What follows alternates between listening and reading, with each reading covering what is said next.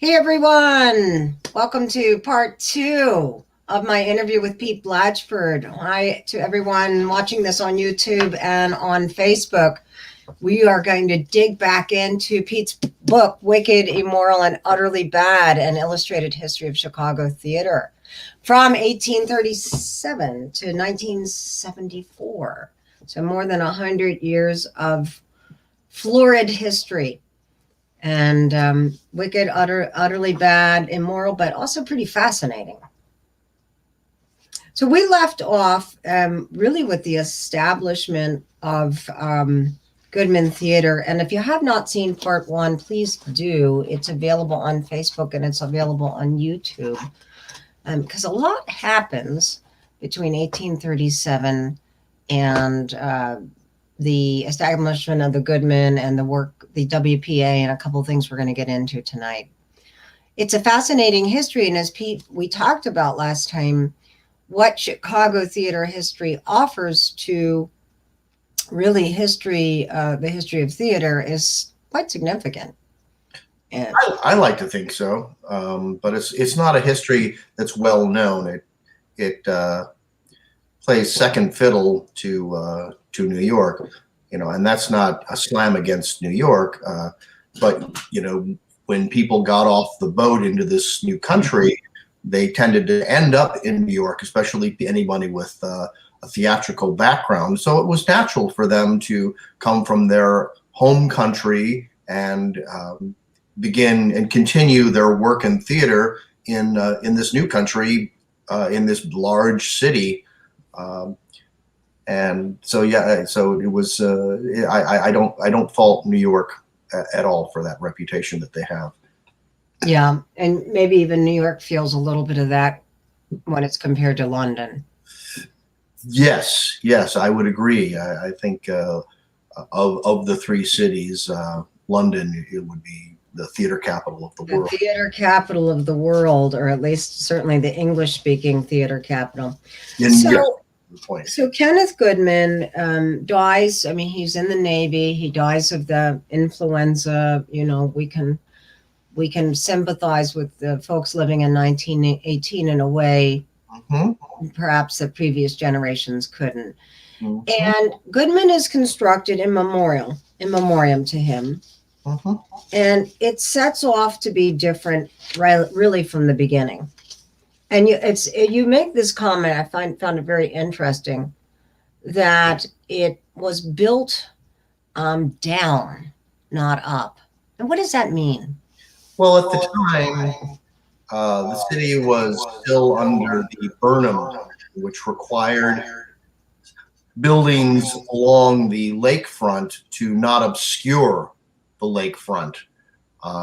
And so the unique design that the Goodman had was the obstacle that they had to overcome was to, they said, well, we will build, downwards. So you would walk down into the Goodman Theater, and and there it was, underneath the Art Institute.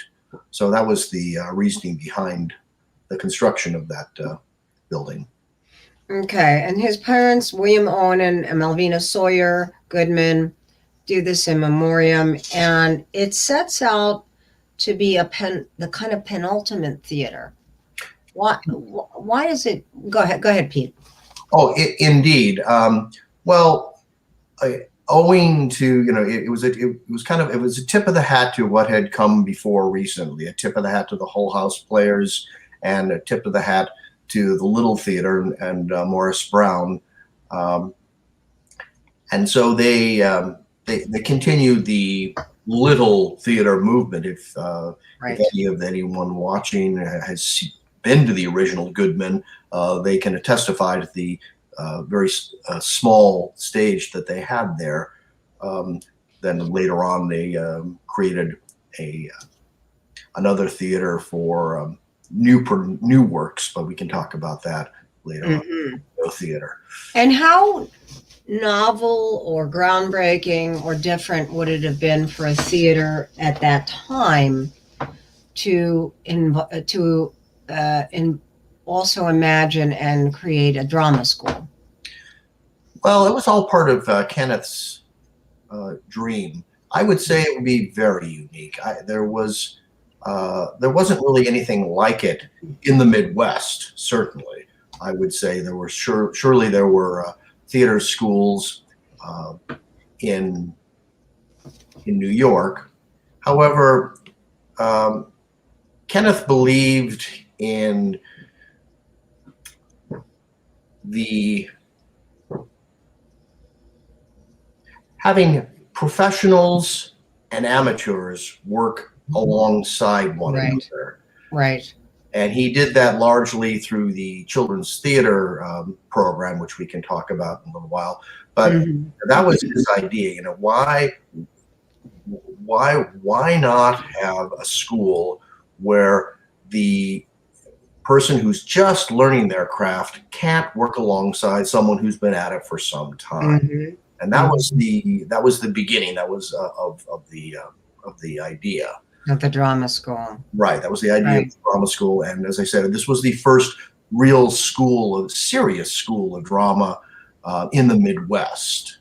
And people came from all over to come here to participate.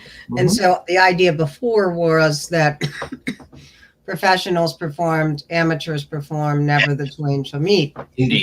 Indeed. Yes. And the Goodman alumni includes a gentleman from Gary, Indiana, where I lived, Carl Malden, Harvey Korman, Joe Mantegna, and Linda Hunt. To name just a few. Right. Pretty impressive. And then there are others who went on who we might never have heard of, but they also went on to great careers here and elsewhere. Much like Second City. Right, exactly. So Chicago theater and improv spawns. It's kind of the face that launches 1,000 ships. Only it's 1,000 careers and stars, and it's just amazing how the roads come back to Chicago. Indeed. So the 3-year training program that Goodman would have said to any aspiring actor, here it is, what would that have involved? Well, largely it would have involved hands-on. It would have involved classroom work, of course, just the study of the craft, and then the young students would have been able to apply what they had learned in the classroom almost immediately to their on-stage work.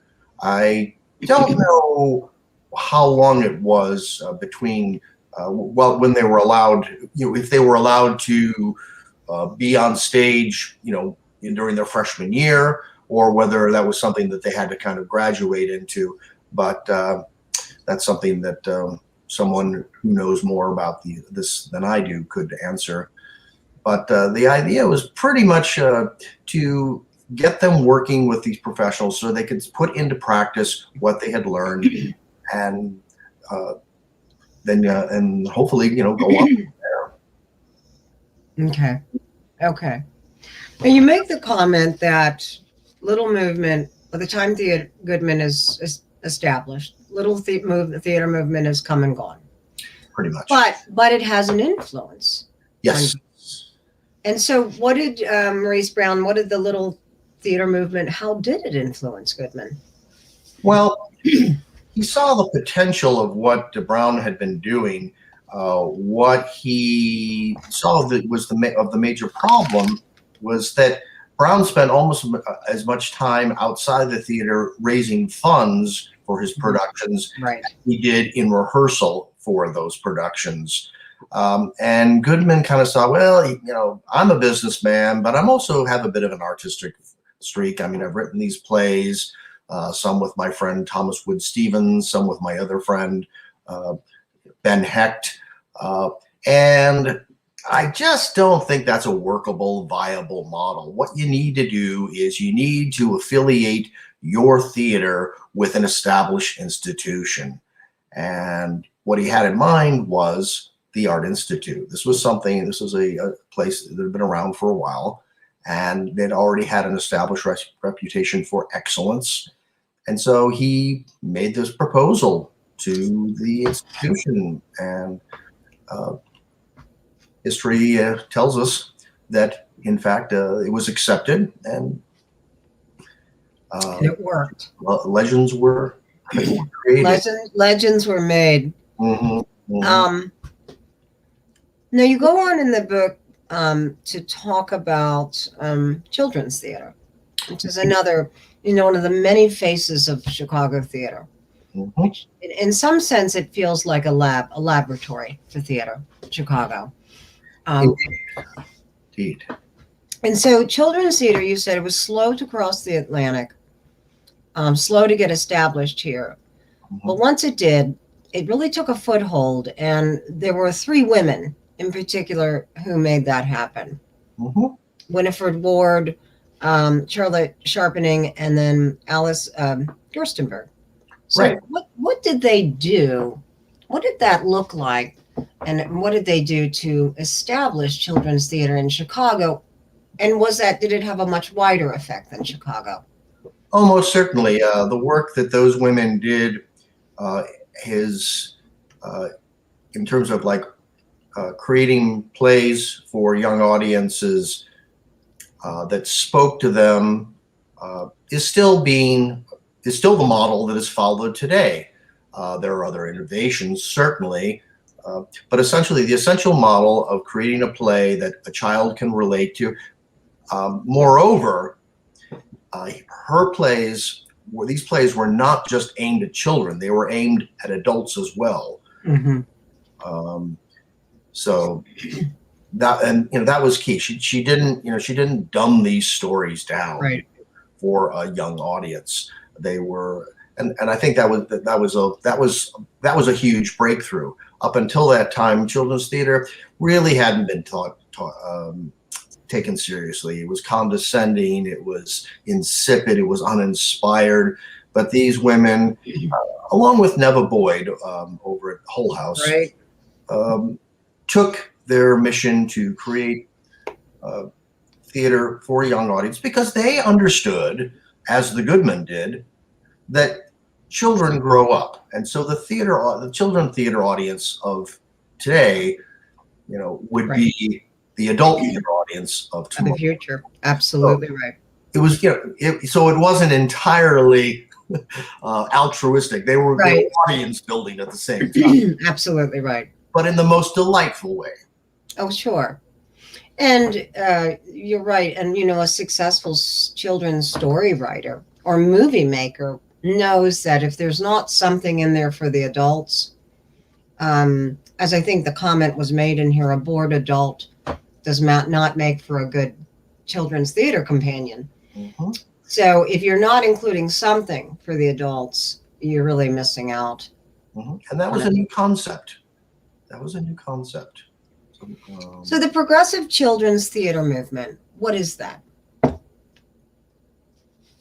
Well, essentially, does it include the idea that we're raising the art form? Yes. Why not treat children with the same respect you would treat adults when they come to the theater? You want kids. The shows that I saw at the Goodman when I was a kid, they kind of bust us in and we would go see the thing. And, you want to make it a good, positive experience for them. And you want to plant those seeds early on. So, that was the whole thing. It was a way of even if the children never saw another show again, you hit them in a space inside the child that appealed to them, and they enjoyed the production and they marveled at it, and they just had a wonderful time.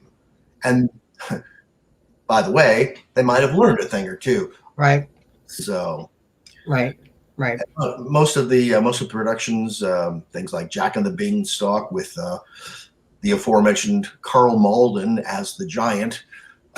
These productions were. And again, this was a chance for the amateurs to have to have their chance to shine, Mm-hmm. because the children's productions were cast largely from the student population of the Goodman School of Drama. Right, right, and that tradition continues. Many theaters, large and small, have, and I would argue probably should have, an active children's theater program, because yes, you are cultivating future audience, you're cultivating an aesthetic, you're cultivating an appetite for theater. Mm-hmm. You value it then. So Gerstenberg, Warden, and Chobering, what roles did they have in this development? Well, Winifred Ward was out of Northwestern University, and she taught these classes, and people like Charlotte came to her, and they mentored under her. Gerstensen was out of Hull House, and she also had the children's theater program there. But it was really sort of Winifred Ward who was like sort of the mother of children's theater here locally, and her ideas were adopted and are still in use today. So it was really sort of a mentor relationship, much like the relationship between Neva Boyd and Viola Spolin would be right. A little while later. Sherpening is hired by the Goodman in 1931 as the artistic director of the children's theater program. How new was that? Was that typical, or was that kind of groundbreaking, or?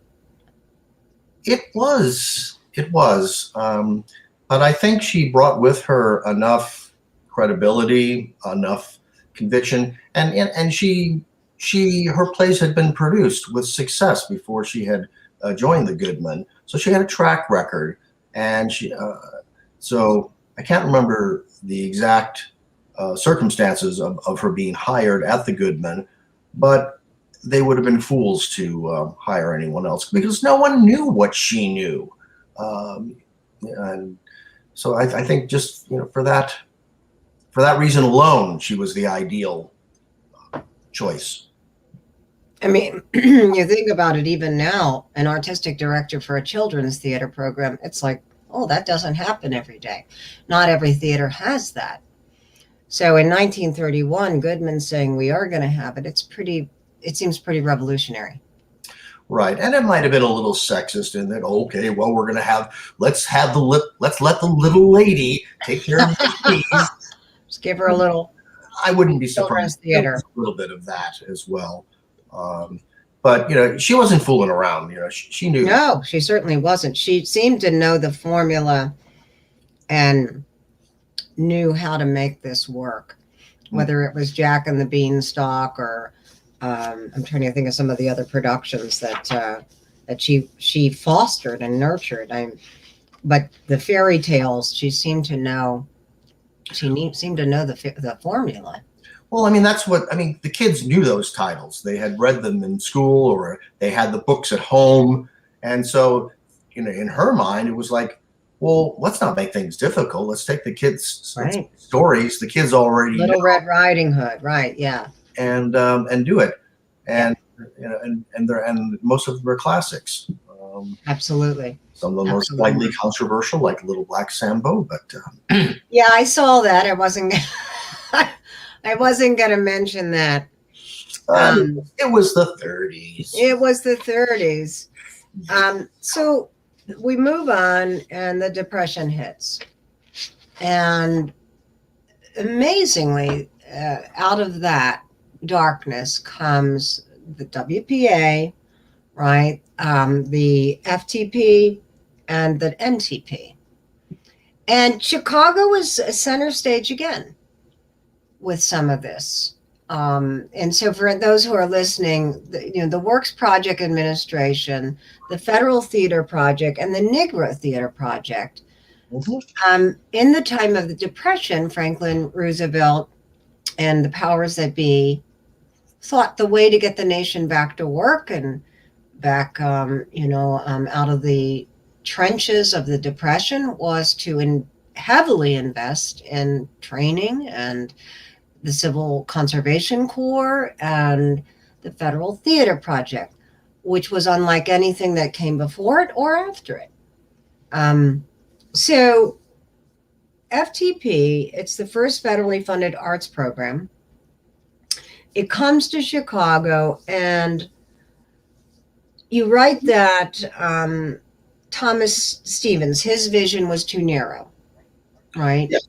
Goodman's friend and the first artistic director at the Goodman. Yes, he was into sort of the classics and Shakespeare, what have you. They needed someone with a bit of a broader vision, got the ball rolling. And that was Haley Flanagan. Haley Flanagan, kind of, or she was part of it. Yeah, she was out of New York, and she was the national coordinator. And little federal theater projects sprung up all across the country. And in 2 years, the amount of work that was produced was mind blowing. Yes. Yes. It almost immediately received criticism from Congress. Right. Kind of a presage of the Mapplethorpe indeed session. Yeah. But I think just taking the Negro Theater Project alone, that unit, this was in Chicago. It was the first time that African Americans really found a voice for themselves. And although the success was short-lived, the African American theater community said, "Hey, we can do this.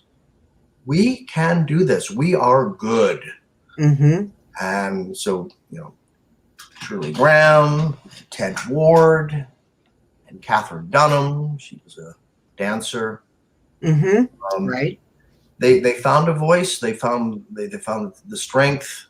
And after the project, the African American theater community, not just here, but across the country, it began to grow. And finally, we don't have to play stereotypes. Right. Finally, right. We can speak, with one voice and address the issues that are most important to us, and we can tell them in a compelling way. Shirley Graham, you mentioned, she's later, as you write, Mrs. W.E. Du Bois. Yes. And so really some of the giants of 20th century African American drama and literature and artistic expression. And it's so revolutionary, this change. As you say, prior to that, they're walking into stereotypes. Yes. That's what's available. Yes. And in fact, there was one commentator who said something like, "We know the black, actor better than he knows himself." Some white commentator makes this ridiculous comment. But the FTP gets pushed back, as does the NTP. And from the beginning, someone had the idea it needed to be free, unrestrained, and uncensored. It gets pushed back by congressmen, and years before, Joe McCarthy and the Red Scare, the word communism starts getting kicked around. Does this affect the evolution of it in Chicago? The evolution of theater? Of the FTP and NTP, do they have to end up bowing to the criticism, or do they just proceed? They proceed. In addition to legendary productions here, like The Great White Fog by Theodore Ward. Oh, yeah, I want to talk about The Great White Fog. You had another production which actually traveled to New York, was The Swing Mikado. It was they retitled Mikado, and that was one of the first major exports of a Chicago show to New York that ran for a long time, was great success. And then Chicago then, as now, kind of had an attitude, and so they kind of gave the the Congress and those people who were sort of the critics of the program, the one-fingered salute, and created, "Oh Say Can You Sing," which was a big send-off, a music send-off of the bureaucracy. Right, of the bureaucracy of the program. But it never really had the chance. The Federal Theater Project never really had the chance to grow and thrive because people were afraid of it. It was wildly successful. Orson Welles got his start there, for crying out loud, in New York, but its influence can still be felt today. With Voodoo Macbeth, is that Wells' start? That's one of them. Okay. Yeah. Voodoo Macbeth was one of Wells' masterpieces. Another great production was, I think it was, well, I'm blanking on the name of the production. That's okay. I mean, and I've seen letters, when Wells was just really becoming himself, concerning the WPA. Right. So it's kind of a dog whistle to these great talents who have been dormant.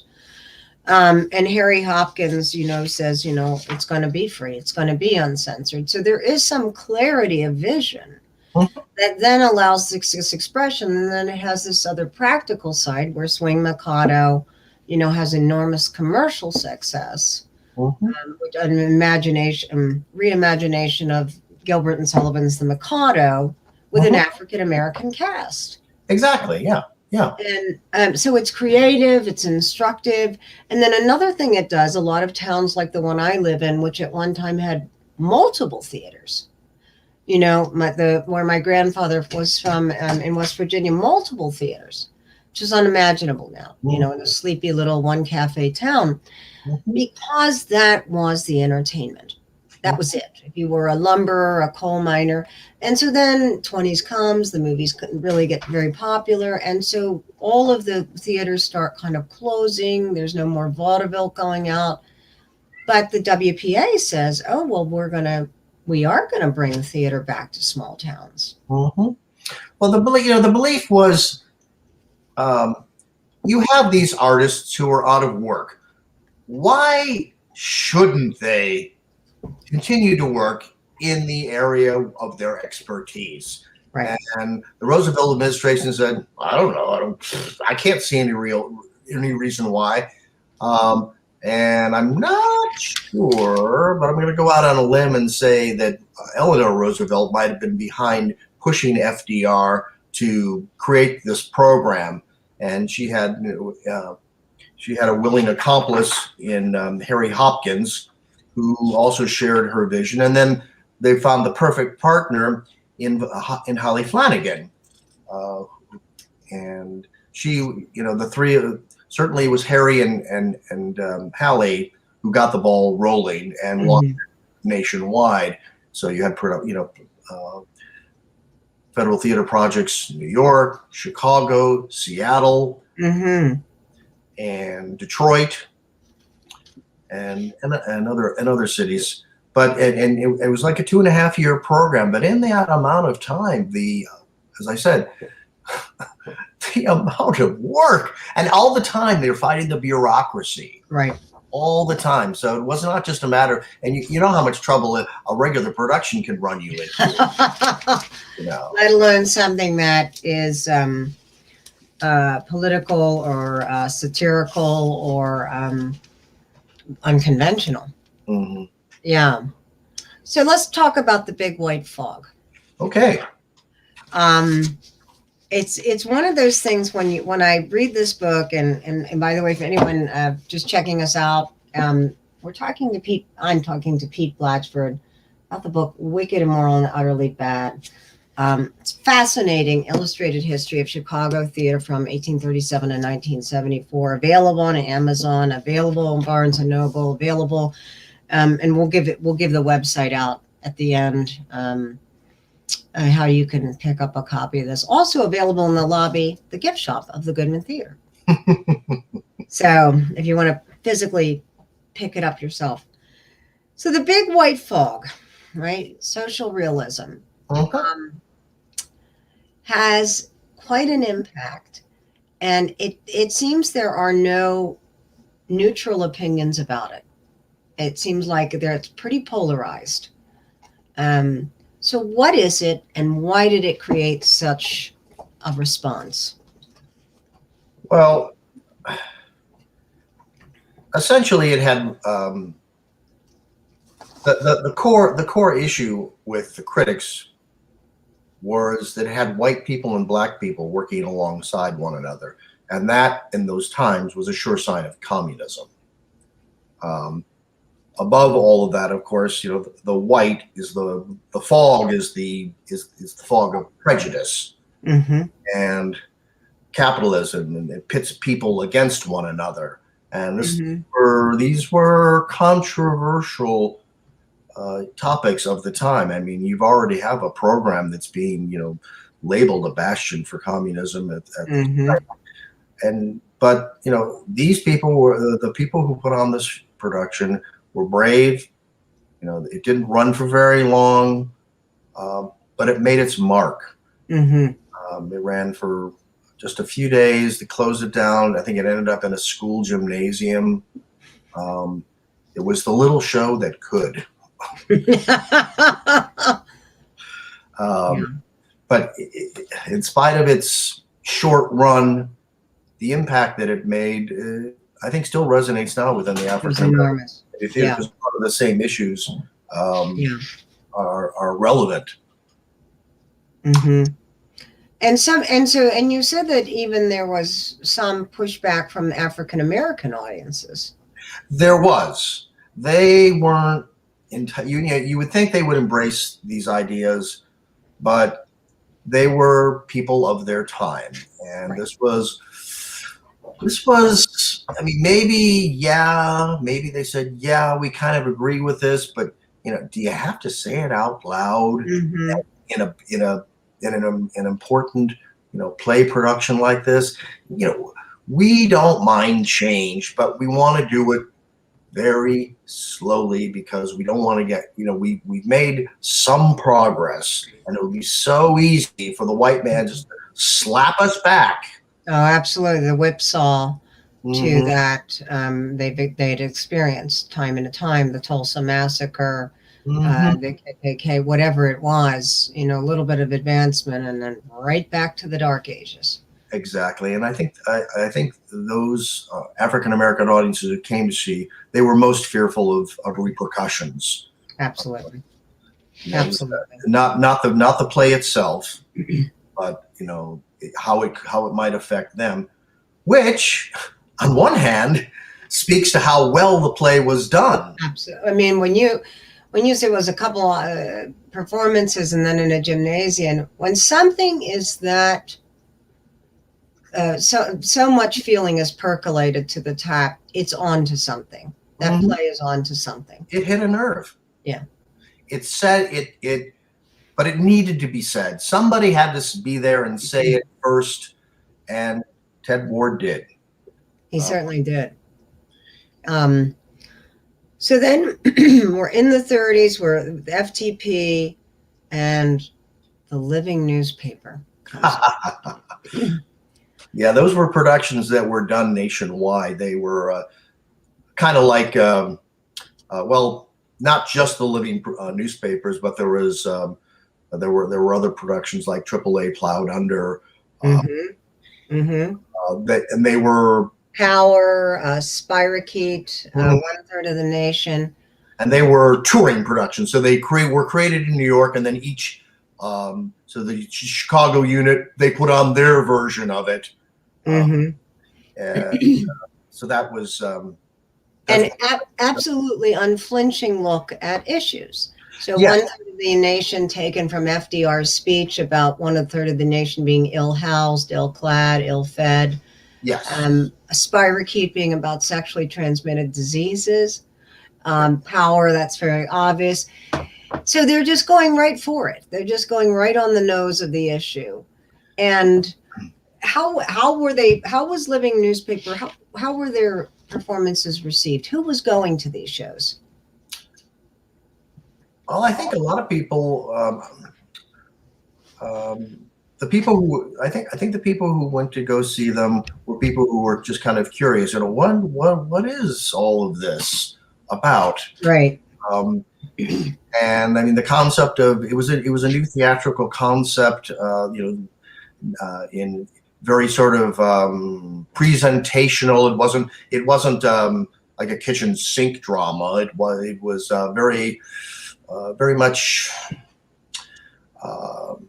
As you say, would use clips from Roosevelt. It was very highly stylized, so it didn't miss the point. I don't know exactly who went to see these productions, but I guarantee you that those people who did weren't quite the same. They probably just kind of walked out of the. I have to say that reading like that title Spirochete, I like. They actually went there. Well, yeah, and I think probably like some of the agitprop plays, these were designed to inform the public and then get them to go out and change and do something. Damn it, Right? It was part propaganda, part information, part motivation. Yeah, reefer madness, right? In theater, in theatrical form. Yes. But it's part of the FTP. It's part of the 30s. It's part of it. It's a fascinating shift. And when you think of what might have been happening in the film industry, or this was an interesting presentation of the face of theater. Right. That it could also be the living newspaper. Right. Okay. So love it. Anyway, so the FTP connects small communities back to live theater. And then you also write that it had a large effect on the average American. Why do you say that? Well, it had an effect on the average American because they had never seen that. They up until then, if they'd gone to the theater at all, it would have been more of a traditional, a Shakespearean production or a vaudeville production. They didn't know that you could, produce, present plays on topical issues like this. It was it made them rethink what theater could be. So I think that's the short of it. Right. Not something only for the upper class, not only Shakespeare, not only vaudeville, right. But yet this other face. It wasn't a musical because they okay, I got music. I mean, it had music. That one I understand, right? I got that one. I got your Noel Coward. Yeah, I get that. Right. I even get your Sarah Bernhardt, but this is different. This is like you and me, right? This is like you and me up on stage. It's like you and me up on stage. Yeah. Yeah. So Neva Boyd, improv. And when I asked you last time, like, why should people study Chicago theater history when they're looking at the history of theater internationally? And one of the things you say is the origination of improv. So how does Neva Boyd, and we'd already talked about Jane Addams and the Hull House players doing improv games. So what does Neva Boyd do next? How does she how does the torch get passed to her? Well, Neva Boyd was the one who sort of lit the fuse. Okay. In fact, she did. Virtually all of her games, they were designed to, the games that Neva Boyd came up with were designed to free the child's imagination. If you bring it, I think even today, if you just brought a bunch of kids into the room and say, okay, kids, play, they'd look around and you go, what? But if you give them a purpose, if you give them a game that they can focus on, it takes them out of themselves. Absolutely. And it makes them less self-conscious, Mm-hmm. and they want to play, which Mm-hmm. is the whole art of improvisation in a nutshell. The Mm-hmm. art of playing. And when you play these games, then you free your imagination and you can create something bigger. Mm-hmm. Virtually all of Viola Spolin's work and her legendary book on improvisation is all rooted and all built on the work that Neva Boyd did. Without Neva Boyd, you don't have a Viola Spolin, you don't have a Second City, you don't have the Compass Players. Mm-hmm. You have people doing things they call improvisation, but they're not rooted in these principles which were established, which Viola Spolin went on to further define. Right. Important. That she really broke them down into principles someone could follow, but they are all rooted in Mrs. Boyd's work.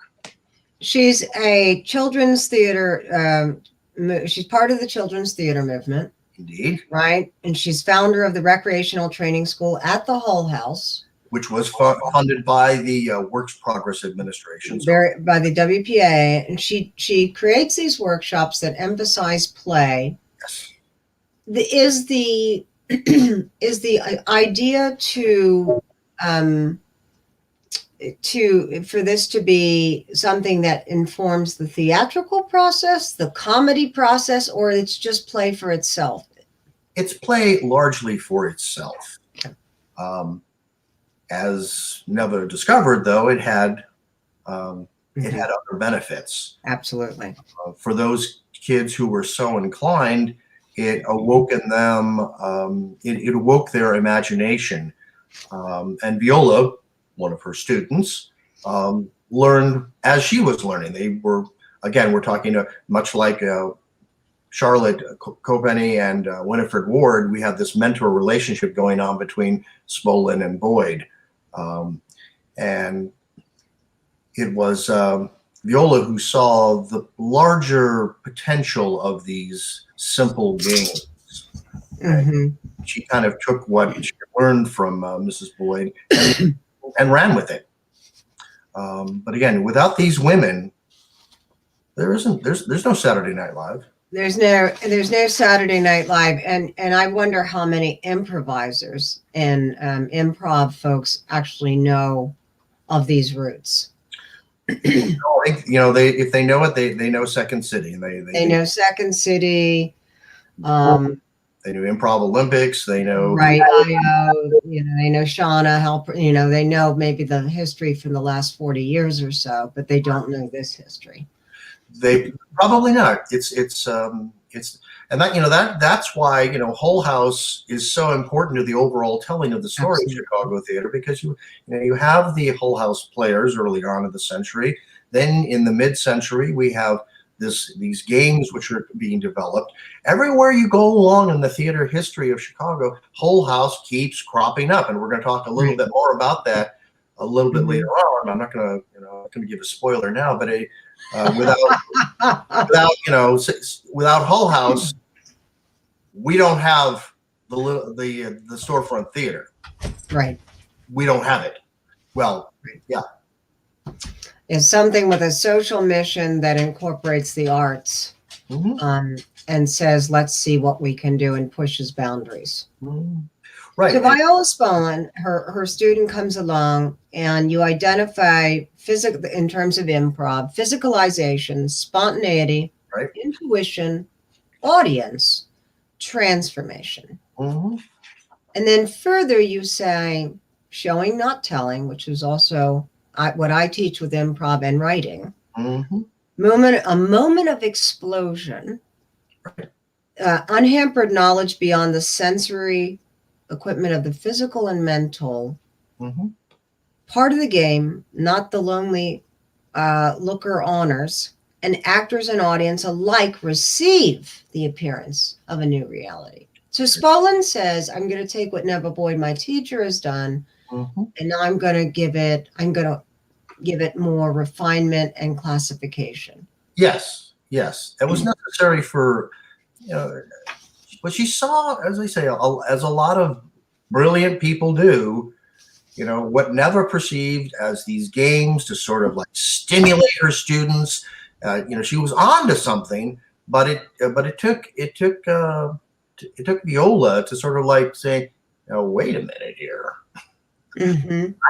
I don't, Nema, I don't think you know what you got here. Okay. And I think I do. Okay. Okay. And she really does run with it, and runs with it for years. Right. Right. Mm-hmm. And her legacy and influence, you mentioned Bill Murray, George Wendt, then Children's Theater, Second City. I mean, it's Boyd is the seed and the genesis, and then what's kind of Spolin is like the proselyte, right? She's the apostle of it, and right. Exactly, and it its influence goes far beyond performing. Many of the people who have a strong improvisational background you've never heard of because they're writers. They're writing the movies. They're writing the TV shows. They're writing plays. But you've never heard of them. But you've heard of their work.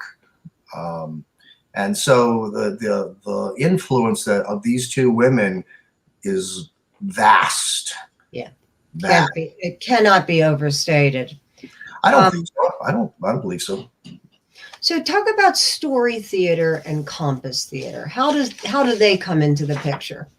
Story theater was something that came along in the early 70s. It was created by Paul Sills, Viola Spolin's son. Prior to that, he was a student at the University of Chicago, and he had taken his games. He's taken the games that his mother had created, and he was trying to create this new sort of theater, along with David Shepard. David Shepard had this concept, we need to create this theater. It's got to be something spontaneous. I want to create something that stimulates and wants people to rise up and make the change in society. He, in fact, did his own version of the living newspaper as part of the Compass Players, but they didn't. They didn't really have the experience. But they took this, this ramshackle group of young students at the University of Chicago. They didn't have a theater program right at the time, and Shepard had the idea. Paul knew the games, and they studied with Viola. And that's how the Compass Players came out. They took time off in between time. They needed to felt they needed a little bit more stagecraft, so there was something between the Compass Players and the studying of the games and their eventual performances, and that was the Playwrights Theater Club, in which they produced more traditional stage work. Playwrights Theater Club was unique in that they not only produced top productions, but at the time the fire laws of the city were very restrictive, and so they could not have a theater per se. They were up on the north side, not far from where Second City is now. And so what they did is they opened a club. And you didn't pay admission, you bought a membership to the club because there was no restrictions on clubs at the time. Right. Story theater was something that Paul created when he moved over to the body politic. And this was something he was based on, going back to perhaps a tip of the hat to this Shore Penny, taking classic fairy tales and stories from people's youth, and stringing them together in a cohesive setting but it was all, it was largely improvised, and that actually went on to New York and productions in LA. It was hugely successful. Right. There's one page you have in here going back to the Compass. It's a great little cutout. The Compass, right? Drinks, folk music, dramatic improvisations, living newspaper. There you go. And announcing a new kind of entertainment every night, no charge. And somewhere along in there, Paul found the time to create something you may have heard of, Second City. Yeah. Of course, David Shepard kind of got disenchanted with that. He was, you're selling out. So he wasn't around for very, very long, but it was Bertie Salins who saw the commercial production possibilities of this new art form. So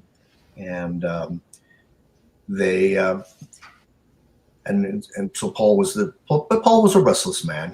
He was, full of ideas. So he stayed there for a few years, and then he was off, doing something else. Yeah. So Compass Players, we get the Playwrights Theater Club, and then an ensemble which includes the great Elaine May.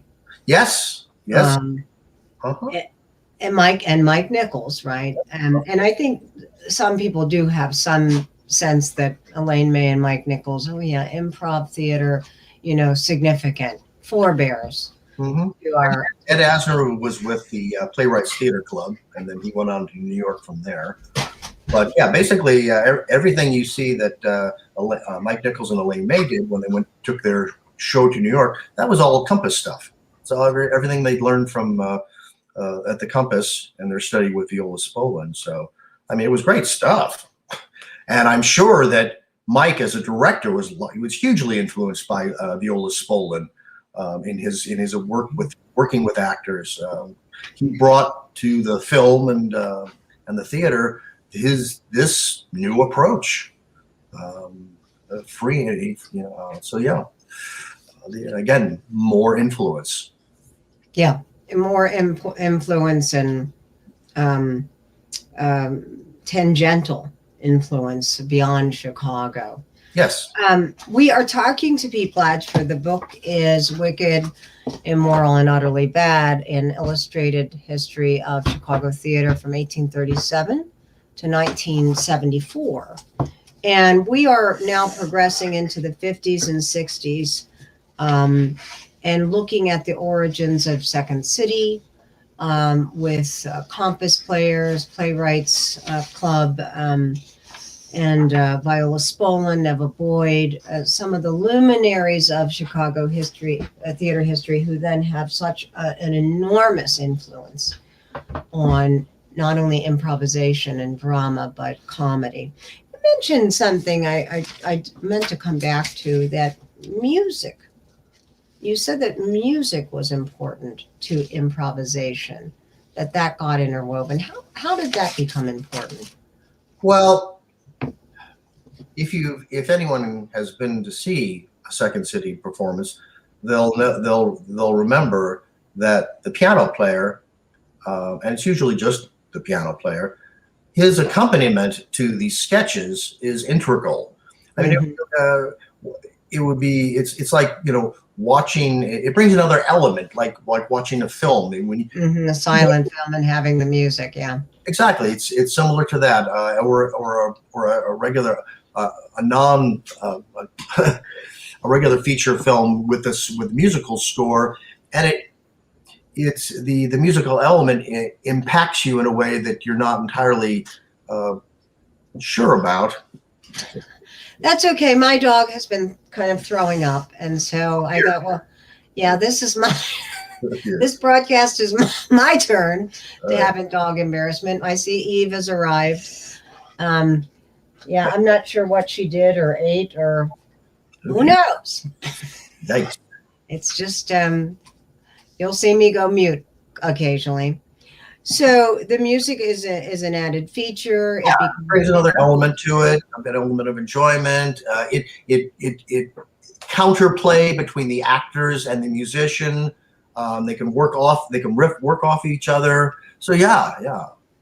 I'm not sure what the origin of the music who started it and why. Yeah, It may have been something that Paul Sills himself or Viola Spolin introduced early on when they were doing the compass. It certainly began with the compass because it wasn't started with Second City. So David Shepard, you write that he has this radical social agenda. So here we are, kind of back with the Big White Fog and Spirochete and FTP and all. Mm-hmm. What is his radical social agenda? Well, like most young people of the time, particularly brilliant people, students that were, that populated the University of Chicago, he was this young liberal, Eastern liberal, who, just had these ideas, and he latched on to theater as a way to express his ideas. Now, had he not met Paul Sills, who knows what would have become of those? And Paul, but Paul, he began to describe to Paul these ideas he had about, this sort of free form theater where you just kind of go up and you just kind of do it, but you're talking to the audience and you're going to make a change, damn it, and you're gonna have the audience rise up and leave the theater, and they're going to go out there and they're going to make a change. So perhaps he was influenced by, the agitprop plays of the 30s. He certainly was well read, certainly was well educated, mm-hmm. But he was angry. He was frustrated. Mm-hmm. Paul was a little bit more sensible, and although he recognized David Shepard for the kook that he was, he said, but he's not. He may be a kook, but he's our kook, and I have a way. I just happen to have a way for you, David Shepard, to realize what it is that you're talking about. Okay. Come with me, young man. Mm-hmm. Let me introduce you to my mother. Right. And so Shepard and Sills have this partnership, and you mentioned Commedia dell'arte, mm-hmm. right? So the agenda is radical social, but the form, the structure, is centuries old. Indeed. Right. Indeed. So there's no scripts. There's no rehearsal, or there's just this spontaneous experience. Work on an outline, much like Commedia dell'arte. Mm-hmm.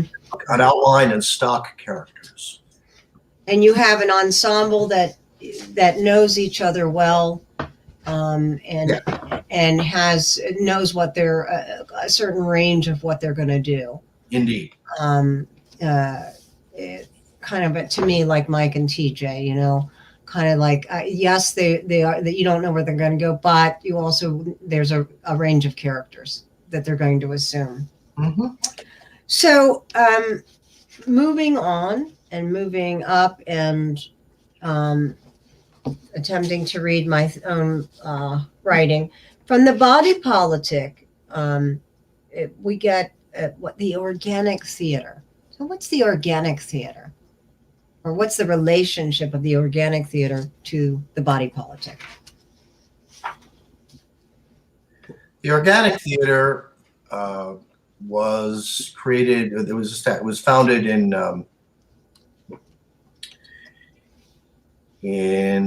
Wisconsin, at the University of Wisconsin, with Stuart Gordon and his wife, and they had just created this rather controversial production. Name is eluding me, but they were thinking about moving down to Chicago, and they received an invitation from Paul Sills. He said, "Look, I've got this great space. I'm moving out. I'm going to New York. I'm taking the Story Theater, and I'm out of here. But you, Stuart Gordon, should come to Chicago and perform in my funky little spot here. It's called the Body Politic. It's run by this guy named by the name of Jim Shiflett, who is awesome. And here you'll have a chance to use our little theater as a laboratory to further expand upon your ideas of creating Mm-hmm. theater that is not conventional." Stuart didn't believe in simple storytelling. He believed in creating an experience for the audience, much like the children's theater program. of the Goodman Theater. He wanted he wanted to blow your ever-loving mind. And he did, with using, particularly with the Warp trilogy, but with other productions as well, Huck Finn, and they started out at, actually, it has a whole house connection, because they started out at a Hull House space before moving into Body Politic, which was then home to Jim Shiflett's Dream Theater. And they started doing these productions that people just said, I can't believe what I just saw. What, can you do that? Is that legal? But there was no, and a large part of this, has to do, again, you don't have a Body Politic without Hull House, because in the early 60s, you had Bob Sickinger, who was working on the neighborhood theater program in Chicago, and in his work, he develops, in the process of doing his work, he creates an audience for this off-loop theater. You kidding? You do theater outside of the loop? What are you, stupid? You must be crazy. But no, he found an audience, and it was largely because of that off-loop audience that theaters like Body Politic were allowed to grow and further expand theater in Chicago. And I think we should probably mention too, and you do a great job of this in the book, that with Compass and playwrights and Body Politic and Organic, not only are these careers like Alan Alda and Mike Nichols and Elaine May and Ed Asner getting born, but Chicago is challenging the art form in ways that are hitherto unheard of, unthought of, or certainly unproduced.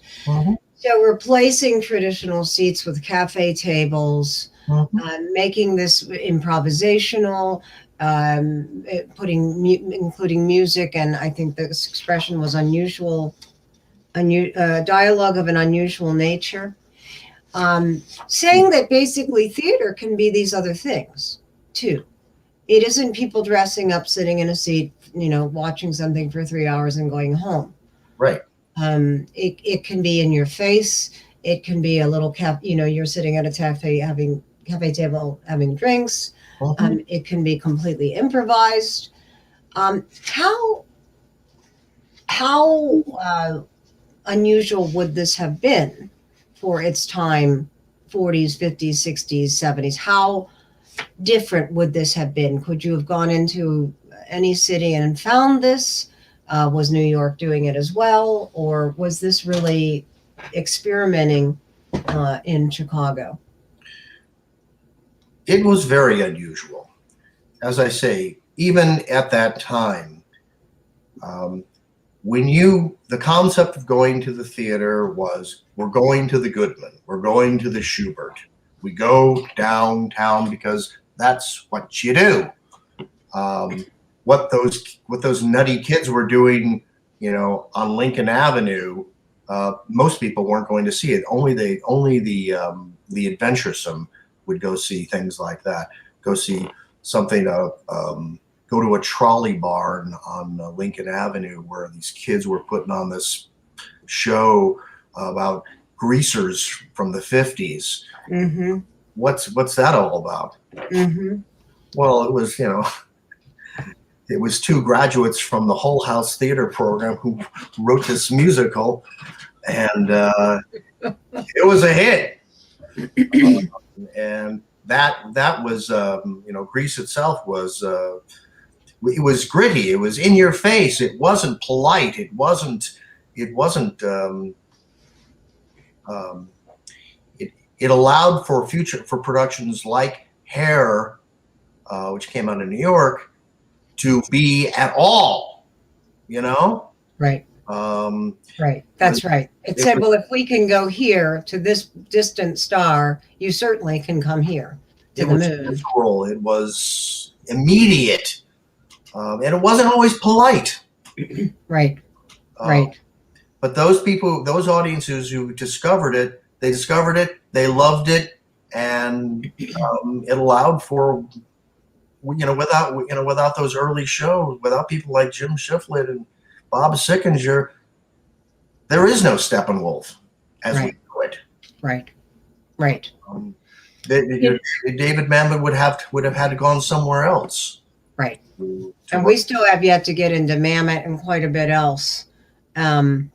But I want to mention a quote that Bernard Salins, the co-founder of Second City, says, and I think it's significant when we, what we take for granted with Second City and what the movement that leads to Second City is that we ask audiences to engage in a way that is quite different.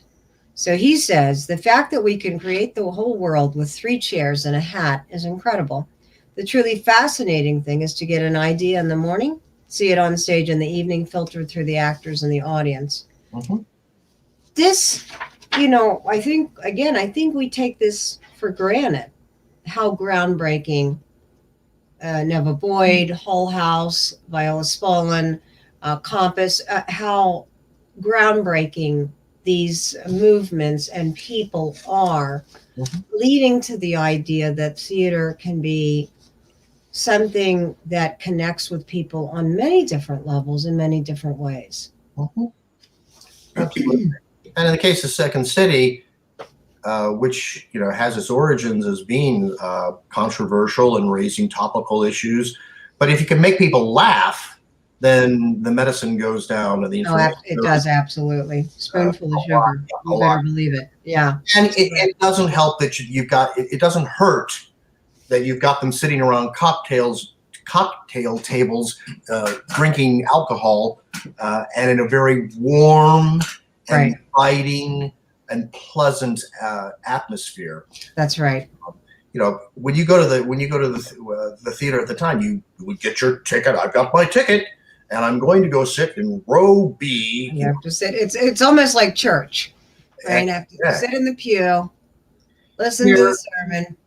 You go see a Second City show. You get your ticket, sure, but then okay, well, I guess we'll sit over here and oh, waitress, yes, I'd like a martini for myself and some beers for the other. Very relaxed, very pleasant. The audience is already beginning to sort of loosen up and warm up. Warm up to you. You got it. And then you put on this thing that you just created earlier in the day, and it's just wow. It's a little more structured now, I believe. Yeah, it is. I mean, Second City, the experience is, more of a product. More of a product, right? That's exactly the word I've heard used. Yeah, more of a product. But Sills and Salins, they know that what Shepard really doesn't. That you can still get, like you say, a message across. You just have to make it funny. You have to use satire. You don't have to come at them directly. I mean, just think of how much more impact the living theater productions at the Federal Theater Project might have had if they'd used comedy to sort of get their message across. But they were very serious people. It was very serious people. We are serious people. Very serious message. Yeah, right. Exactly. But as my friend, as a friend of mine says, they are, when we see a production that has a message, and that's pretty much all. It was earnest. It was earnest. Yes. All right, so we've got some more to talk about. You okay, or you want to stop? You okay? I'm fine. You're good. Okay. Good. So the careers you mentioned of Alan Alda, Del Close, who people should know, improv, Mike Nichols, Alan Arkin, Dan Aykroyd, the Belushis, John Candy, Valerie Harper, Bill Murray, Gilda Radner, Joan Rivers, Paul Sand, Avery Shriver, George Wendt. This is what Compass Players in Second City does. Yep. And some of them continue in comedy.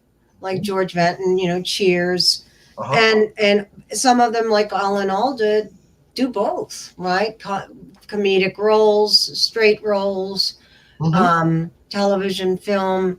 Mm-hmm. So the training that they get, what's that like? Why is this? Why are compass players in Second City? Why do they become star? Why is it a star making place? Why do they? How is it that they generate this kind of talent? Well, I think there are everyone who gets on the main stage at Second City. Make no mistake, they are extraordinarily talented, um, and they now what separates the fellow or the woman who's super talented, but maybe doesn't realize the same success as a George Wendt or someone Murray, yeah. Murray or a Shelley Long. You Mm-hmm. know, um, I think I think that's show business. It's luck. Right. Being in the Right right place, place right at the time. right time. I'm sorry to say that that's what it is. You'd have to talk with those people. You'd have to talk with George and say, well, here you are, doing fabulous work. You're doing work at night. You're part of Josephine Forsberg's children's theater at the Second City. You're honing your craft. Why you? Why not? Right. Somebody else? And he probably say, luck, just luck. I Yeah. was in the right place at the right time, and fate came down and plucked me out. I don't know why. I mean, I know I'm good. I'm real good, and I can do this.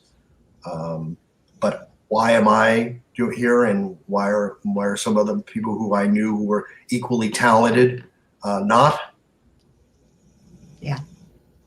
Luck of the draw. I don't know. So, Sickinger, Bob Sickinger, how does he influence all of you? You mentioned him already a little bit. What role does he play in the evolution of Chicago theater? In the late 50s and early 60s, Hull House was undergoing a change, and were trying to change with the times. They no longer had the settlement program. To the same extent as what it was under Jane Addams. That was the settlement program was already in the history books. They became a social agency program out of necessity, and they did great work. That they still saw theater as an important part of that. Telling stories that were important, telling stories that reflected Hull House mission, just as Jane Addams had used theater to project her social agenda. So too, in the early '60s, did Hull House employ theater as a way of projecting their social agenda. So along comes Bob Sickinger, who had come out of Philadelphia. He was a wannabe filmmaker, but he had some theatrical background and he had this idea that kind of lined up with what Hull House was doing to create kitchen sink dramas, gritty dramas that would grab audiences by the scruff of their necks, shake them up, and send them out thinking, what the hell just happened to me? One of the most controversial ones was called The Connection, which was all about drug dealing and drug addicted, they supposedly used actual drug dealer as their consultant. Well, that was a lot of hooey, but it made great press. And Right. so out of the Jane Addams Center on Broadway and Belmont came some of the early productions, and they were scattered citywide. They had productions on the south side, on the west side, and they had one on at least two on the north side, various spaces. And as I said earlier, there was no theater audience for anything outside of the Loop. But Bob Sickinger had a vision, and it was a very clear vision. And because it was a whole house, it had the whole house stamp of approval, people came to see these productions. And slowly, people realized, I don't have to drive downtown and pay all the money for parking to see really good theater. Right. And then you have these kids who were helping Bob. I know the work they would. I've got a quote in there by David Mamet, who said, we would work all these hours and be exhausted, but we loved it. We didn't know what we were doing, but we knew we were doing something different. We were making a change. And we loved it. We loved it. Bob would say terrible things to us, but we loved it. We did it because we were young and we were energetic, and we could stay up 24 hours a day to finish off painting a set or making the props or what have you.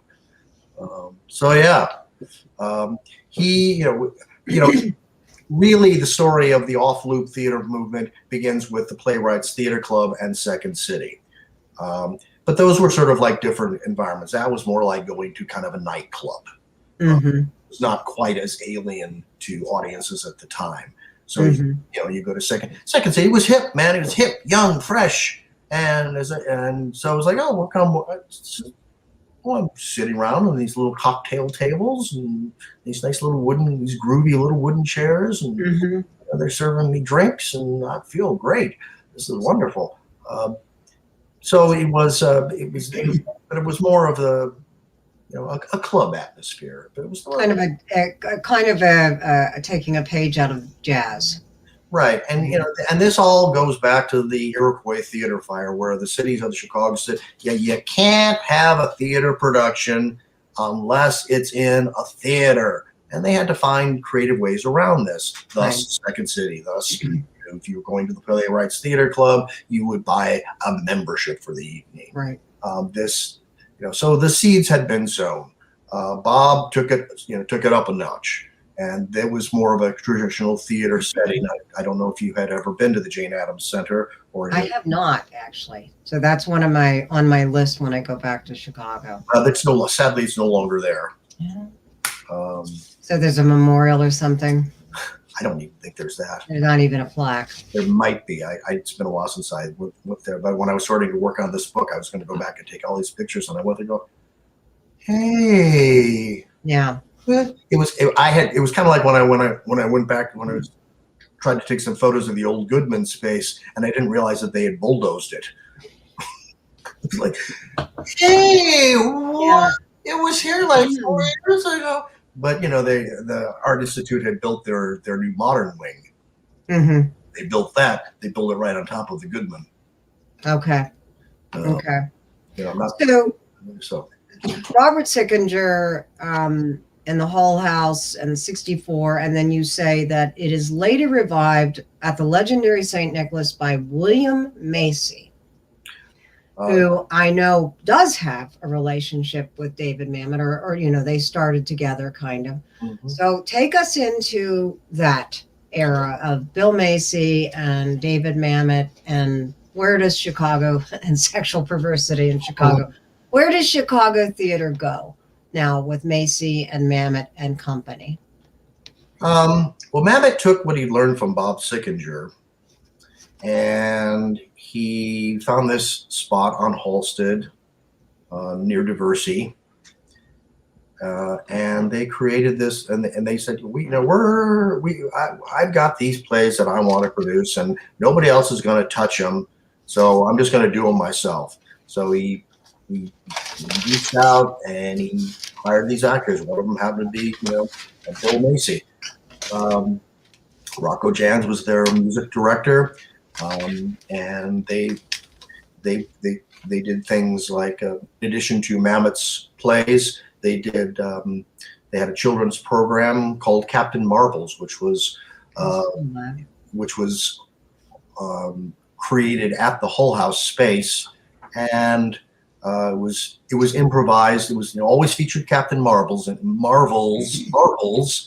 in his adventures, but it was always sort of improvised little plays for kids. Out of that came David's play Revenge of the Space Pandas, if you know that one at all. I do not know that one, actually. That was a culmination of it's one. I think it's one of these only plays that does not have profanity in it, but it's actually, I was in it. It was actually, it's a fun play. So yes, so they start doing these Mammoth plays with Macy in the cast, among others, and they also teach other theater companies how to do it. How do you build an audience? How do you manage your box office? And other people come to these workshops and say, Now, a few of these people happen to be future members of the Steppenwolf ensemble. Right. Steppenwolf, who would inherit the space from David Mamet when they realized success. And along the way, about the same time, the Goodman is kind of like, we need to sort of get with it. We're looking for something new, something fresh. They had heard about this company, and they heard about Mamet, and they brought the kids in, and they said, we would like you to do your little production here in our studio space. And this was one of the first ways that larger audiences got introduced to what had been going on off loop for years. And of course, then off they go to New York, right? For more continued success, and then on to Hollywood for even greater success. So yeah, but with as I say, without Sickinger, there is no. It doesn't happen, and so he has his sights on becoming a film director. Paul Jans has, even as the success of the Hull House productions is raging, you say the dismantling is underway. So right, he wants to be a film director. Paul Jans has his own limitations, and ultimately it ends. Although you quote Mamet, who says, 20 years later, Mr. Sickinger's legacy is a city with 93 small, distinct, and vital theaters. What quite a legacy. And when I've gone to Chicago theater, like I said last time, what's amazing is how almost any night other than Monday or Tuesday dark, I could see something in a theater I didn't know existed. Even before State 773, was put in, there just amazing number proliferation of stages, companies, and productions. So Sickinger turned this theater from a phenomenon into a habit. That is a great way of putting it. That is a great point. It became familiar. Now people don't think anything. You yourself have said you saw something. Oh, that was kind of interesting. Now I might be the only person in there. I might. Right. I'm one of three people or something. But how cool is that? Right. I know I'm going to see something good. If not good, it's going to be earnest. That's right. They're doing a Pinter, they're doing a retake on an O'Neill, they're doing an artist I haven't heard of, So, and I also wanted to tell you, I appreciated the early shot of Mike Nussbaum. That was really cool. I got to see him a few years ago in The Price, and of course he was wonderful. But I actually he was doing a production of The Dresser with John Mahoney. And I got to meet him, and he bought me a drink, and he was great. I thought I just opened the phone book, and his name was right there. This can't be the Mike Nesmith. Dial. Hello. Yes, this is Mike Nesmith. Now Nussbaum. Yeah. And I have to say, and he gave me some photos, and he said, just send them back. And then we met up later, and so he was great guy. Yeah, great guy, great actor. I've seen him in a couple of productions, and always a treat. When I saw him in the dresser, he actually kind of showed up Mahoney a little bit. I thought, oh, Mahoney's. That's a play I have mentioned. Yeah, I have mentioned that to people. They're not familiar with it, and it's a play that every, I think, actor should see and or be in, particularly male actors. But it's a great play. Yeah, I thought, John, maybe you've been on television a little bit too long. But Mike was just as sharp as ever, and he was the real star. Oh, he was amazing in The Price. I mean, you say stole the show. He's still working, for God's sake. He's still working.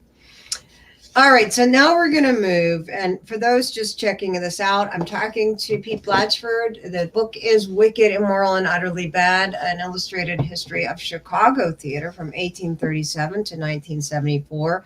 He is the author and researcher, scholar. If you have any interest in Chicago theatrical history or theatrical history, it's a book that you need on your bookshelf, on your coffee table. You need it in your life. And you can order it through Amazon, online. You can go to the Goodman Theater gift shop. And we're going to give go ahead. What is the website, Pete? It's wickedchicagostage.com. Also available at the Newberry Library gift shop. Very good. Very good. All right. So Reverend Jim Shiflett and the body politic. What does this do? And you quote, he called his theater the body politic, quoting the British theater director Harvey Granville Barker, who said, the theater is a body politic, and the art of it a single art, though the contributions must be by many. So what does Shiflett in the 70s and the body politic bring to Chicago theater?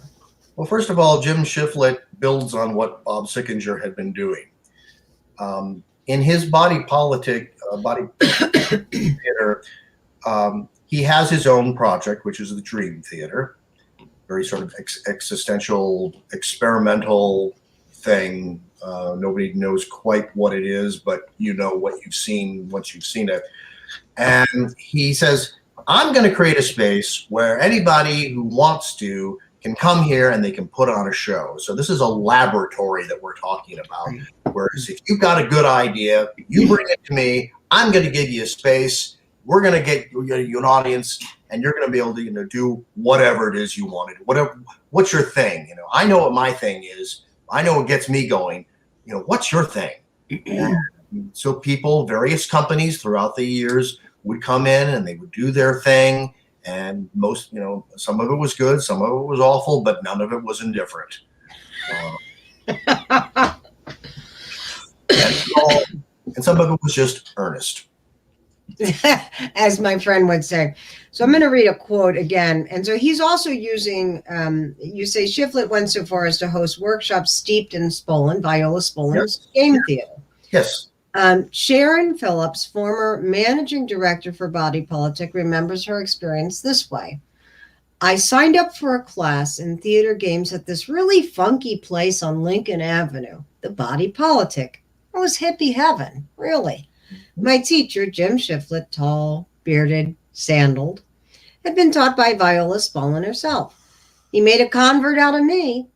I watched Shiflett's company, the Dream Theater, with their unique mix of improvisation, Grotowski-based movement, and mime work. Some of it was awful, as you said. Some of it was brilliant. All of it was compelling. So this is different than Second City. It's different than Compass Theater. It's different than, but it is drawing from some of these influences. Right. And as I say, it wasn't a one theater. If you've ever been there, they have a variety of spaces. They got the main stage on the main floor, but then they've got at least I at least 2 other spaces. Like they had the larger theater, and then they cut that one in 2. So now they got like three spaces up on the 2nd floor. But yeah, it was an old bowling alley and fruit slicing company, and it was a laboratory where people could bring their ideas and see if they worked, with freedom, total acceptance and freedom. And that's what artists need. They need to know that nobody's going to laugh at them unless they want them to. They need to know that they can be free to create the kind of art that they are committed to. And this is the license that that Jim Shiflett gave these artists. He said, I go for it. Try it. Go for it. And that was very freeing at the time. You didn't have that. People had to struggle and get on their knees and beg and try to scrounge up enough money. Right. Jim Shiflett was not interested in money. Right. He was interested in seeing what you had to, present. And if you liked the idea, he was backed you 100%. Lord, the man lost a lot of money in his days, but that wasn't important. It was the art. Even now when we talk in 2021 about production, and of course that has a different spin now with COVID.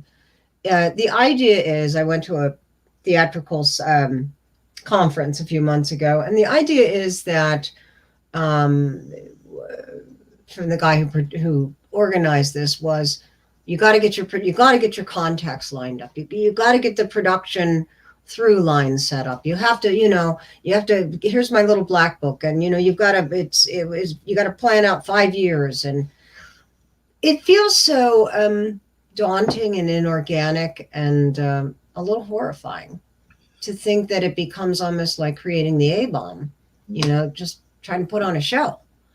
Right. And what if you take play out of it? If you take the ability to fail, which is a tenet of improvisation, right? There is no failure, or fail. I think Del Close said, fail fabulously, basically. Right. If you take that out, you take the play, then what you have is a product that is very sculpted and very pruned, and it probably leaves to the roadside some very interesting forms of theater and productions. You have the Blue Band Group. Yeah. You have a product, and a crowd pleaser, or whatever, a money maker, a cash cow, whatever it is. Yeah, but you don't necessarily get to see the full range of theatrical expression. I mean, that's no slam against Blue Man Group. I'm sure at one time it was like daring and out there and on the edge, but somebody said, money. Right. And, and unlike Viola Spolin, who saw the potential of Neva Boyd's work, she never saw it as a product. She thought as a way to advance the craft. The process was the product. The process was the product. Right. So Alice Gerstenberg, right, with the Chicago Little Theater and Experimental Theater Workshop and the Institute, her heritage legacy really it really extends into the 60s and beyond. Yep. She was out there teaching the kids a thing or two from, well, let me tell you, kids, when I was downtown at the Fine Arts Building, we were putting on these shows you wouldn't believe. Right. And so she knew of that experience, and she recognized, the brilliance of Maurice Brown. But see, it all comes full circle. That's what people need to understand. Whole House is kind of in the center, but the rippling effects radiate out. They just kind of radiate out, and that's the message, and that's the theme of the book. And I hope people will come away with that. I think you do a fantastic job of transmitting it. That you have focused on only the enormously financially successful aspects of theater, or The productions, the landmark production. No, actually, what it is Chicago is a laboratory. And that's, to me, the highest praise. If you can say, hey, we can, this little tiny 20 by 20 room and a couple tables and, no script, or it can be this very political, social realism, or it can be, let's bring in and use immigrants, or it can be children's theater. To me, that's the democratic universe of theater. That's what that looks like. It's what sets Chicago theater apart from New York. New York, you really can't afford to do that. No. You've got to have something that's going to be a hit on some way or another. You've got to have, which is an art form, in and of itself. I mean, the modern day musical came out of New York. What we know of, and a lot, and that's great. That's great stuff. But even productions like Hamilton, cutting edge perhaps at one time, it was recalculated, and it was a new vision of what theater can be. Right. So that that's kind of refreshing because it's bringing in new elements, new pop culture elements into the musical genre, and that's great. That's fast. I salute that production, for that. But your productions like Rent, we're bringing in different social issues. Right. But I think those kinds of all sort of like those. It had to be, is this something we can get people to put their money into? Right. In Chicago, having somebody put money into our productions, well, that's not what we're necessarily. That's not first and foremost in our minds. That's right. It's not the thrust of what we're doing. It's a nice, addition to what we're doing. I mean, money is obviously important. You've got to be able to have some cash to, to pay the rent for the space that you're using. But most actors, at least still today, are willing to work for nothing, or with, maybe a stipend or something like that. I certainly have never been in it for the money, and it's. Be disappointed if I would, or because I haven't managed to garner a lot of it. So 66 to 1980, Body Politic, Jim Shiflett has this enormous influence on people like even David Mamet, right? You mentioned the Duck Variations, his first produced play, right? So he says, here's this creative space to come and play and go wherever that goes. Mm-hmm. And then you mentioned we get to the book's ending date of 74. And I know we've got a few other things to mention. You say it's a milestone for Body Politic and Body Politic's sister theater, Kingston Mines, which people may know from blues, right? From the music's really amazing improvisational music scene in Chicago. Kingston Mines Theater was not the Kingston Mines I'm thinking of. Right. The Kingston Mines Theater was set up in an old trolley barn. Okay. They were putting on these productions, and they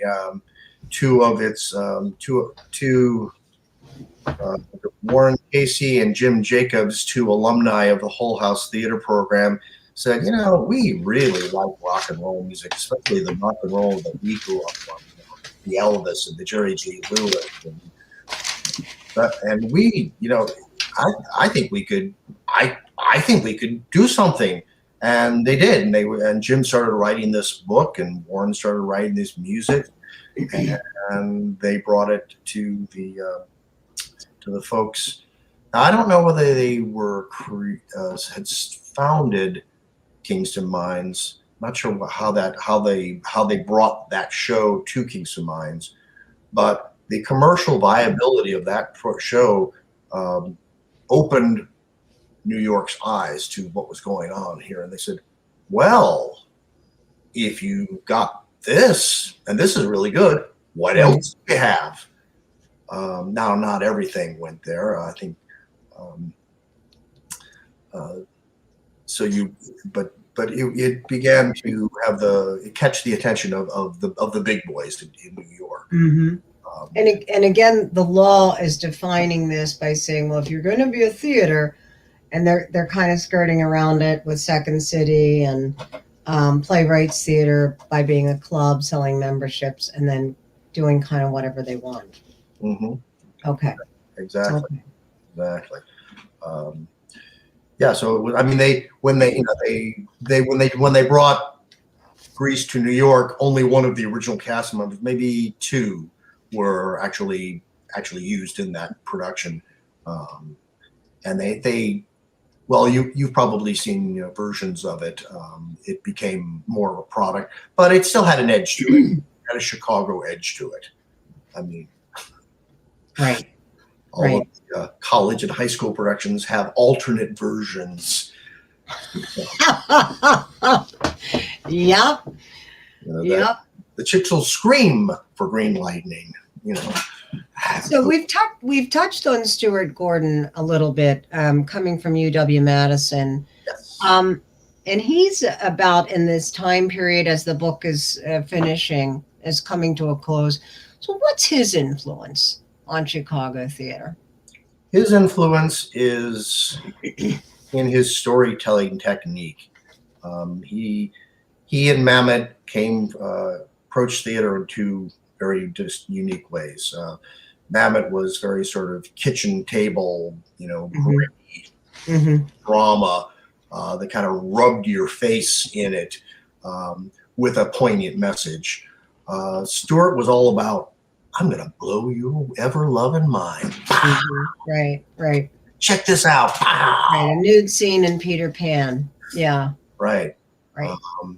And that was his approach to it. And the two were different, but they complemented each other at the same time.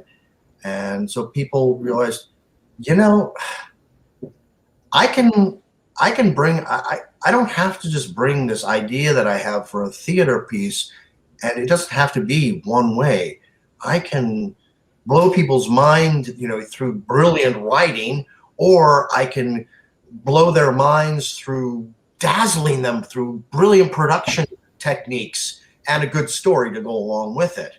Good story to go along with it. And I think these were the gifts that those gentlemen brought with them. Certainly Gordon. And they were well aware of each other. They worked together. They just had different approaches. But they were colleagues. And then they go just great success in Hollywood. And how does Marvel Comics come into all this? Well, Stuart wanted to create a stage play, a production based on Marvel superhero characters. Well, they couldn't get the licensing for them, or if they could, it would be really expensive. So instead of having Spider-Man and the Hulk and Captain America in a production, they had to create their own piece. And ultimately it was called Warp, and it was a trilogy of 3 science fiction based plays set on outer space on these fantasy worlds, and it was the stuff of legend. I never saw it. I only heard about it, but I know people who have seen it, and they say it wasn't like anything. You couldn't describe it. Warp was something that you had to have seen, and it was one of those experiences where it was a shared experience among audience members, where if you saw it, then you could share that experience with other people and say, oh yeah, did you see it? Oh yeah, it was so awesome. Right. Now it's like you're just kind of left to sort of like hear the stories, and it's like, what? And there's no recording of it, so we can't. Nothing I'm aware of. They took it to New York, but it was one of those pieces that benefited from a small, intimate body politic space. That was part of the power of it, and they put it in this big, huge, vacuous space, cavernous space, and it closed almost overnight. It just didn't have the effect. It was still just. It was on the upside. Cookie Gluck their costume designer won a Tony Award for costumes. So there you go. There you go. So Gordon and the organic theater, you say it's like many great artistic movements. The organic light burned brightly and intensely for just a few short years, and those years were significant, not just Warp but other productions. Well, I mean, Stuart Gordon, again, he was like Mamet, he was like Sills. He was a guy, I'm doing this now because this is what I'm into, but this isn't what I'm all about. What I want to do is I want to go to Hollywood and I'm going to make some horror movies that are going to freak people out. Right. And Mamet said, this is great. I'm loving what I'm doing right now. I'm working with, Bill Macy. I'm working with Rocco Jans. I'm working with all these great people, but this isn't what I'm all about. Right. I want to go to New York. I want to go to Hollywood, and I want my pieces, to resonate in a much larger, broader audience. Right. I owe Chicago everything who I am. They would tell you that, I think. But that wasn't the end of the journey. These guys are, they're not going to be, limited. They took what they learned in Chicago and they took it with them. So unfortunately, that's true of a lot of the Chicago that's right. industry. Yeah, that's absolutely right. People here. That's right. But they don't stay. They don't stay. Right. It's a laboratory. It's fundamental. It's a nursery, and it's a star maker. But then, off we go to the coasts. Mm-hmm. And maybe they return someday. But yeah. Well, I know that David Schwimmer is still very much involved with his company. Looking Glass, yeah. Looking Glass. I don't know if he's performed with them. However, he may have. I'm not sure. I don't know that either. Because I was a subscriber for a couple seasons, but I don't remember that. But you had Julia Louise Dreyfus and Brad Hall, who had their little theater company up in Evanston, and they freshly out of Northwestern University. But then opportunities came along, and Julia and Brad went off to do Saturday Night Live. Sure, and Jeremy Pippin and Michael Shannon. Right. They get their theatrical roots in Chicago. Right. And they go on to Broadway and film and. Mm-hmm. Yeah. As I say, I don't think any one of them would, downplay the importance of what Chicago did for them. I don't think they would. I think it's a shame in some sense, but in another sense, I think it does keep Chicago theater so fresh and cutting edge and alive because you're seeing people on their way up who are amazing, just amazing. Mm-hmm. And productions that are more experimental and interesting, provocative, of which when you talk about Mamet and St. Nicholas, to come back to that, so Stuart Gordon his approach is storytelling and Mamet is nitty gritty. And of course, if you've seen a Mamet play, you would say, oh, well, yeah, that's true. Mm-hmm. And so Mamet, and he's another one, right? He's here, he's his formative years, and then he becomes enormously successful in New York, in Hollywood. What influence does Mamet have on Chicago theater? Well, I think if anything, he gave the town the reputation for creating these, gritty dramas. Now, True West was not a Chicago play. It was a Sam Shepard play, but it was produced here and went on to New York to great success and launched the careers of Gary Sinise and his name? John Malkovich. John Malkovich. But it had, Sam Shepard was not from Chicago, but we gave that production a Chicago flavor to it. Yeah. And so we put our own little stamp on it. Absolutely. So I think these gritty, reality-based pieces, I think, is what Chicago has got a reputation for. It's not, it's sort of that and Second City, and then a little, and then in between. Well, absolutely. I mean, whether it's Tracy Letts or Mamet or Neil LaBute, you feel like there's that Chicago nitty-gritty feel to that. Right. And the lineage seems to be traceable there. Well, and they know people like Tracy, they know that, okay, productions like August Osage County are going to get an audience here because, the audiences here are accustomed to seeing hard-boiled, dark, yeah, sophisticated dramas. Bared teeth, absolutely right. And so I think, so it isn't just that. It isn't just that we have that reputation, nationwide. The reputation attracts other artists to come here. They may not be from here. They may be a Sam Shepard or a Tracy Letts, and they may come from somewhere else, but they say, I've written this play. I think it's really good. But I don't think I can do it where I am right now. I don't think New York is ready for this, or I don't think that's absolutely right. I've seen ready for this, but I think Chicago is ready for this. Letts Letts has a very close relationship with Steppenwolf. Mm-hmm. He's been in plays at Steppenwolf and had plays premiered at Steppenwolf, and so there is a strong alliance there. Mm-hmm. And the nitty gritty, whether you're saying it's St. Nicholas or Mamet or whatever, it's just it was something aesthetic I did come to expect and appreciate going to Chicago theater. Mm-hmm. So, well, we're coming, I think, to the end, and I just want to say one more time, and then I'll say at the end, this is Pete's book. Go get it. Wicked, Immoral, Utterly Bad. An Illustrated History of Chicago Theater, 1837 to 1974. Some of the formative years of Chicago theater history and theater history, certainly in the new world, but also really globally.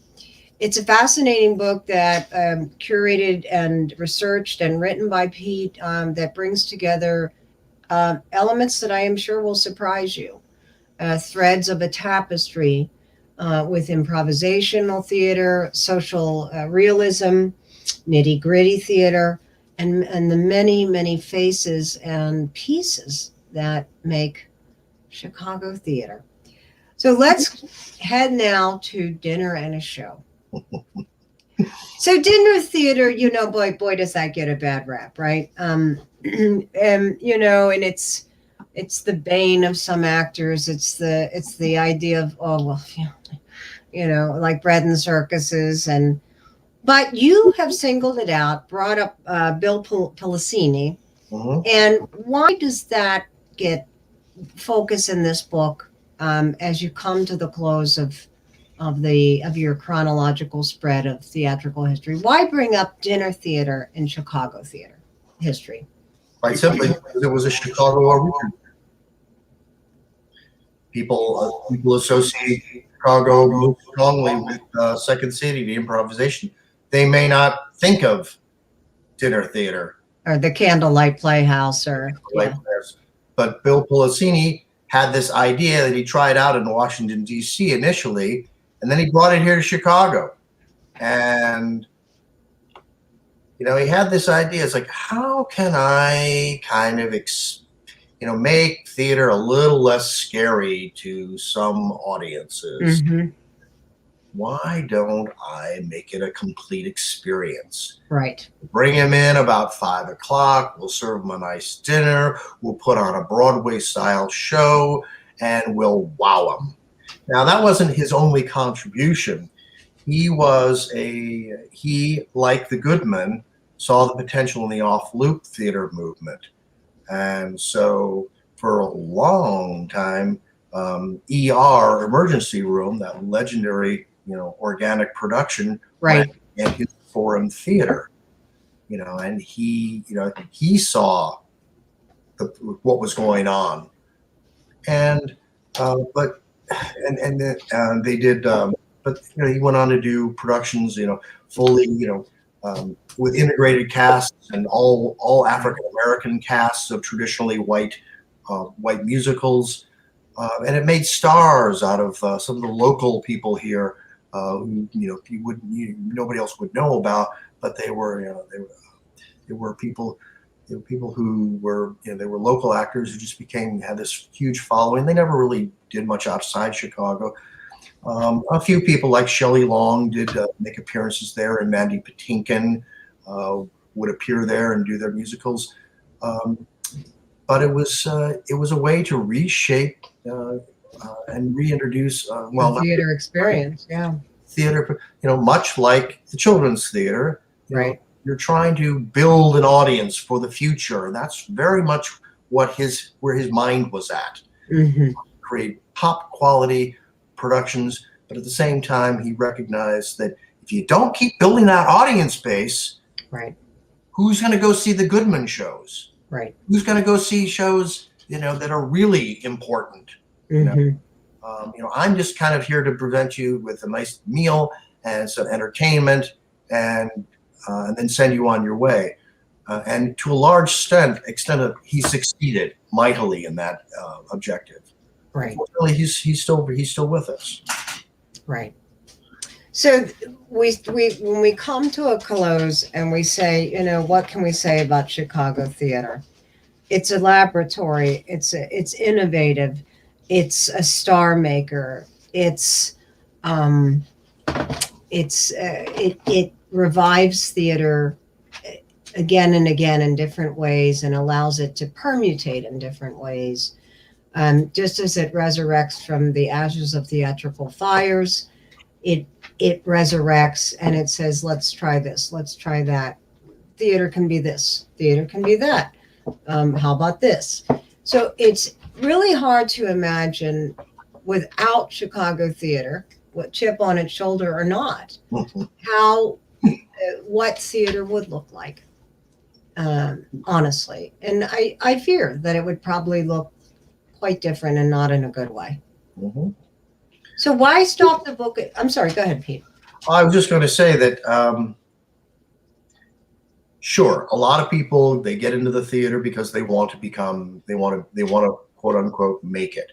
But Mm-hmm. the emphasis here, I think, in this city, and you can do that, more power to you if you can do that. But I think overall, the attitude of most theater artists here in Chicago is to do the work. Right. The work. Whatever success comes after that, great. Right. But I am here because I have this vision, or I want to do these kinds of productions. Mm-hmm. And if, success comes my way, great. Off to New York, off to Hollywood I go. Mm-hmm. But it's the work that matters. That's right. Overall. That's right. So you've ended it at 1974. Is there another book coming? No, there's not another book coming. I ended it at 74 because, in my opinion, everything that has come since owes a tip of the hat to David Mamet, to Stuart Gordon, to Bob Sickinger, to Jane Addams, Neva Boyd, and Boyd, to Viola Spolin. Without those pioneers, there wouldn't be a scene. So in one, as it's not that compelling, important work is not being done today in 2021. Of course it is. Of course it is. And as soon as this pandemic's over, you're going to start seeing a lot of it. I hope that's right. You're going to be selling. But without the work that it came before, without other people sort of like taking Chicago seriously, is Barbara Gaines going to have her own Shakespeare theater company on Navy Pier? I don't think so. Right. It's because we have a reputation, and it's people like Barbara Gaines who have built their careers on that reputation. Absolutely. And we still have stellar productions coming out from venerable, institutions like the Goodman, which is in a new location now, but they're still putting out great work. They're still committed to the vision. Steppenwolf wouldn't be Steppenwolf without David Mamet. Yeah. It wouldn't. I mean, Gary Sinise had a dream, and he brought it here to Chicago, and they even moved into the old space. But they learned from what had come before, and that's not a slam on Steppenwolf. They do good work, and they continue to do good work, and they continue to travel. Hell, they're one of the only theater companies that's still vital. They're hiring people, for God's sake. Right. That's yeah. I have a friend gifted me a Steppenwolf virtual pass because they're producing virtual productions. One was a radio drama. Another was a dialogue between two gentlemen, each in different locations. And that's the thing with the pandemic is, can we say, well, as you and I have experienced with Act Your Page, what else can theater be? Mm-hmm. The audience that St. Nicholas created, that David Mamet and St. Nicholas created, they just went right over to Steppenwolf because Steppenwolf was giving them similar fare. They didn't have the Captain Marvel's program anymore, but they had, because Steppenwolf moved into that same space as soon as St. Nicholas went out of business. They had a ready-made audience, and that, would they have taken off the way they did without that St. Nicholas, previous experience just a few years before? I don't know. It might have taken a little bit longer. Right. And certainly they benefited from all the classes that they learned. I mean, they learned how to grow the audience. They learned how to, if you don't know, I mean, that's the other important thing. I mean, from Kenneth Goodman, to growing the audience, the art of growing the audience. That's so important. Right. Growing and keeping the audience. And that was coming back, right. Knowing that whatever it's going to be, it won't be, it will be worth their time. Exactly. And that was, so in addition to their important stage work, St. Nicholas said, we want to help this fledgling community. We want to help it grow and prosper. And here's how you do it. Learn from what we've done. Ironically, they went out of business just a short time, probably largely because of Mamet's success. Right. Without Mamet around, and they didn't have anybody to fill the void. Right. It was hard to replace it. I've been talking to Pete Blatchford, Wicked, Immoral, and Utterly Bad, Illustrated of Chicago Theatrical History from 1837 to 1974. If you're a theater major or if you're interested in theater history, Chicago history, it just want a good book. This is it. So, and what's the website again, Pete? It's wickedchicagostage.com. And if you're interested, you can contact me through the website. And you can also contact me to get in contact with Pete if you want to do an interview with him, or have some questions about the book. Want to order it? It's available on Amazon. It's at the Goodman Theater Gift Shop at the Newberry Library. So ample opportunity to pick it up. It's been a really fascinating discussion, Pete. I'm so glad that Laura Scruggs connected us, and I'm glad I got to read this, and it taught me, I thought I knew something about Chicago theater. It was a pittance compared to what I didn't know. So thank you for that. I really feel very, very proud of Chicago and Chicago, not only Chicago theater makers, but Chicago audiences. Because just like you said, if the audiences hadn't been there, to encourage these theater makers, the works would have died on the vine, and they didn't. So Chicago theatrical audiences have also shaped this process, and quite well. They've been tastemakers. They've been tastemakers, and they have said, yes, we will, we will go there. Mm-hmm. We believe in you. Show us what you got. Right. Exactly. So, exactly.